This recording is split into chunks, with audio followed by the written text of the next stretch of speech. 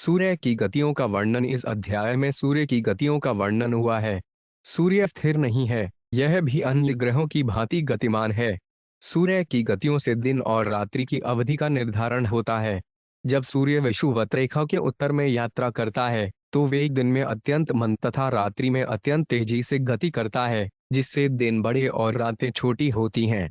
इसी प्रकार जब सूर्य विषुवत रेखा के दक्षिण में गति करता है तो इसके विपरीत होता है, दिन छोटे तथा रातें लंबी होती हैं।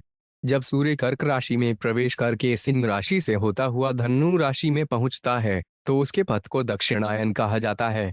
इसी प्रकार जब सूर्य मकर राशि में प्रवेश करके कुंभ राशि से होता हुआ मिथुन राशि में पहुंचता है तो इस पथ को उत्तरायण कहते हैं। जब सूर्य मेष तथा तुला राशियों में रहता है तो दिन और रात समान होते हैं। मानसोतर पर्वत में 4 देवताओं का निवास है। सुमेरु पर्वत के पूर्व स्थित देवधानी में राजा इंद्र का तथा सुमेरु के दक्षिण स्थित संयमनी में मृत्यु के अधीक्षक यमराज का वास है। इसी प्रकार सुमेरु के पश्चिम निम्नलोचनी में जल के स्वामी वरुण का आवास है। सुमेरु के उत्तर में विभावरी है जहां चंद्र देवता निवास करता है। इन सभी स्थानों में सूर्य की गति के कारण प्रातः, मध्याह्न, सूर्यास्त तथा अर्धरात्रि होती है। सूर्योदय के स्थान के ठीक सामने सूर्यास्त होता है। इसी प्रकार जहां मध्याह्न है उसके ठीक सामने की ओर के प्राणी अर्धरात्रि का अनुभव करते हैं। सूर्य अन्य समस्त ग्रहों समेत, जिनमें चंद्रमा तथा अन्य नक्षत्र प्रमुख हैं, उदय और अस्त होता रहता है। संपूर्ण काल चक्र सूर्य देव के रथ के चक्र पर स्थापित है। यह चक्र संवत्सर कहलाता है। सूर्य के रथ को खींचने वाले 7 अश्व गायत्री, बृहति, उष्णिकु, जगति, त्रिष्टुप, अनुष्टुप तथा पंक्ति कहलाते हैं। वे अरुण देव नामक देवता द्वारा 9 लाख योजन चौड़े जुए में जोते जाते हैं। इस प्रकार यह रथ आदित्य देव अथवा सूर्य देव को ले जाता है। सूर्य देव के समक्ष सदैव स्तुति करते हुए वालिखेले नामक 60,000 ऋषि रहते हैं। प्रत्येक माह सूर्य देव के माध्यम से विभिन्न नामों से श्री भगवान की आराधना करने वाले 14 गंधर्व, अप्सराएं तथा 7 श्रेणियों में विभक्त अनेक देवता हैं। इस प्रकार सूर्य देव 16,004 मील प्रतिक्षण की गति से इस ब्रह्मांड की 9 करोड़ 51 लाख योजन 76 करोड़ 8 लाख मील की प्रदक्षिणा करता है। श्री शुक्वा एतावानेव भूलय से सन्निवेश प्रमाण लक्षण तो व्याख्यात।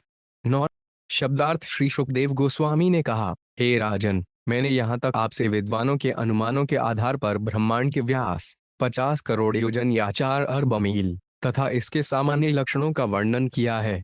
एतेन हि दिवो मंडलमानं तद्विद उपदिशन्ति यथा द्विदलयोर निष्पापवादीन आते अंतरेण अंतरिक्षान्तदुभयसन्धितमु। 2 शब्दार्थ। जिस प्रकार गेहूं के दाने को भागों में विभाजित कर देने पर निचले भाग के परिमाण, आकार का ज्ञान होने पर ऊपरी भाग का पता लगाया जाता है, उसी प्रकार भूगोलवेत्ताओं का कहना है कि इस ब्रह्मांड के ऊपरी भाग की माप को तभी समझा जा सकता है जब निचले भाग की माप ज्ञात हो।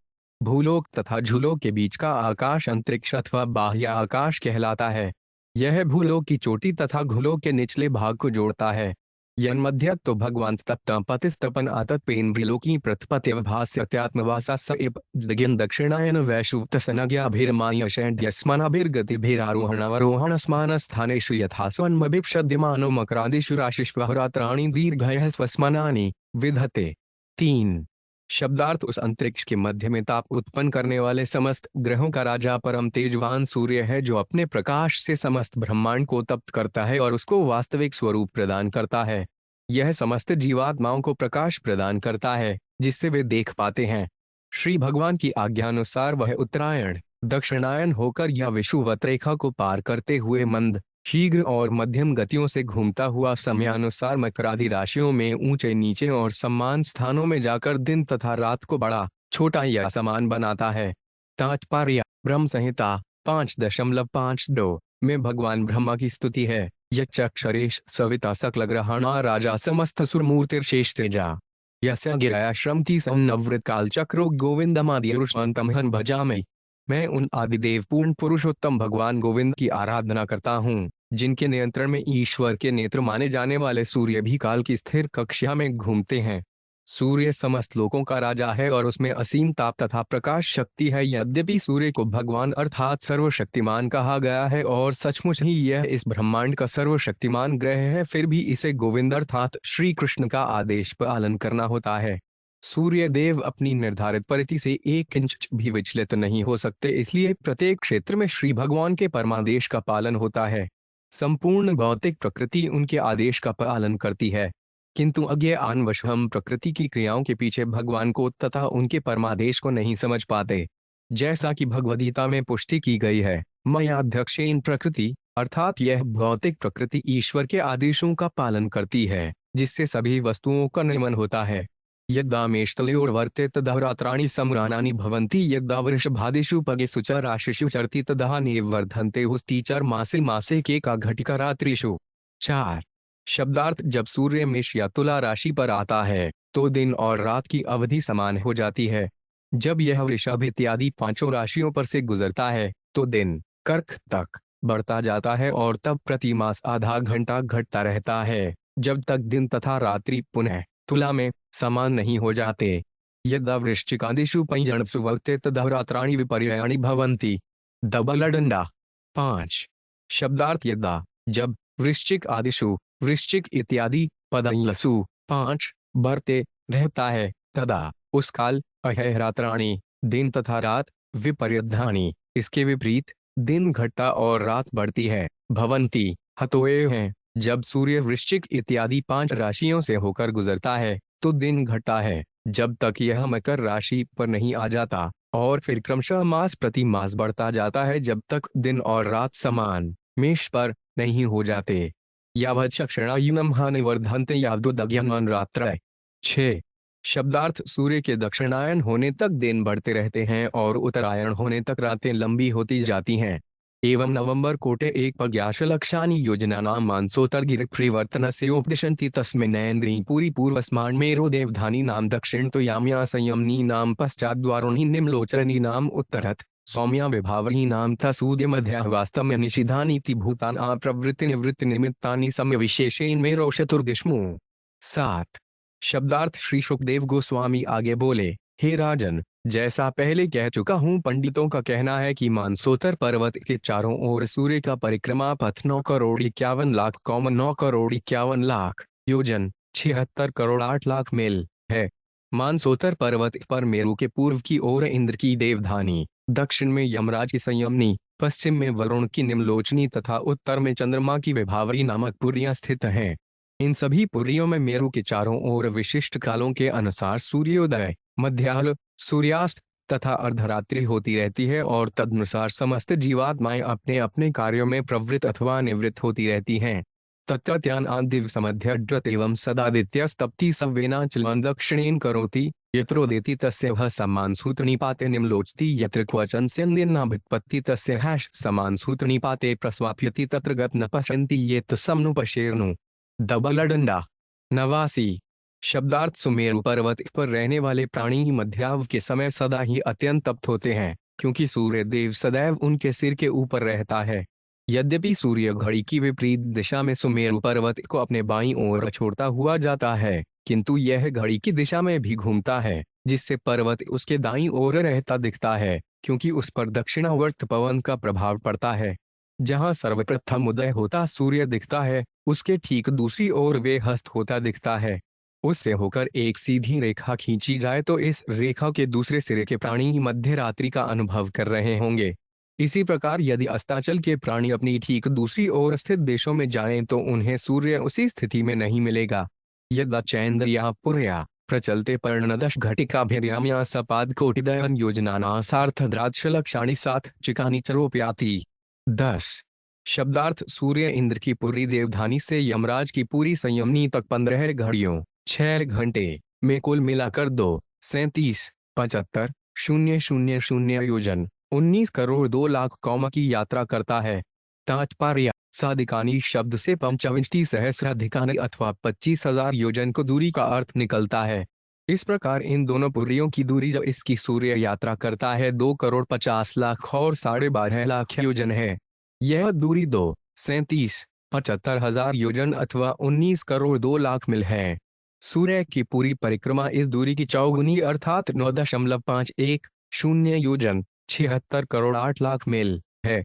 एवं ततो वरुणि सौम्यामैन्द्रिर पुनस्तधाने चरग्रहा सोमाद्यो नक्षत्र सह ज्योतिश्चक्रे समभ्युदन्ति सैवा निम्लोचन्ति। 91। शब्दार्थ सूर्य यमराज की पुरी से वरुण की पुरी निम्नलोचनी पहुंचता है और फिर वहां से चंद्रदेव की पुरी विभावरी से होते हुए पुनः इंद्रपुरी पहुंच जाता है। इसी प्रकार चंद्रमा अयत्र नक्षत्रों तथा ग्रहों सहित ज्योतिष चक्र में उदित और अस्त होता रहता है।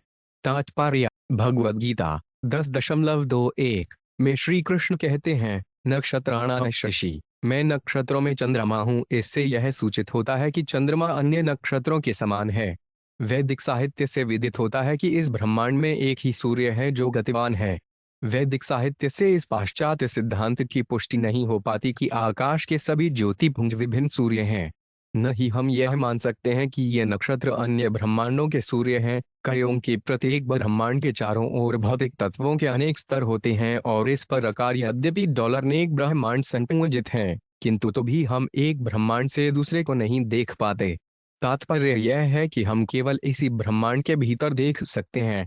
प्रत्येक ब्रह्मांड का एक ब्रह्मा होता है और अन्य ग्रहों पर भी देवता हैं, किंतु सूर्य केवल एक है। एवं मुहूर्तेन चतुष्दृश्लक्ष्य योजनान्यतस्ताधिकानि सौरोरथस्त्रयीमेव 500 चत्सुषु परिवर्ते पुरीषु। 52। शब्दार्थ इस प्रकार त्रयीमय अर्थात 3 और भूर्भुवः सु शब्दों द्वारा पूजित सूर्य देव का रथ ऊपर वर्णित चारों पुरियों से होकर एक मुहूर्त में 34,08,000 योजन 2,72,06,400 मील की गति से घूमता रहता है। यस्य चक्रद्वाज शार्वंषण्ये में तृणाभिसंवत्सरात्मकं समाम्नन्ति तस्य अक्षोमेरो मूर्धनि कृतमांसोत्तरे कृतेत्र भागो यत्र प्रोतान् रविर्थ चक्रतैल्यंत्रचक्रवद्भ्रमन् 500 गिरौ परिभ्रमति। 13। शब्दार्थ सूर्य देव के रथ में एक ही चक्र है जिसे संवत्सर कहते हैं। 12 महीने इसके 12 हरे, 6 ऋतु, 6 नैमियां, हाल तथा 3-4 तुमास इसके 3 भागों में विभाजित आंवने नाभि हैं।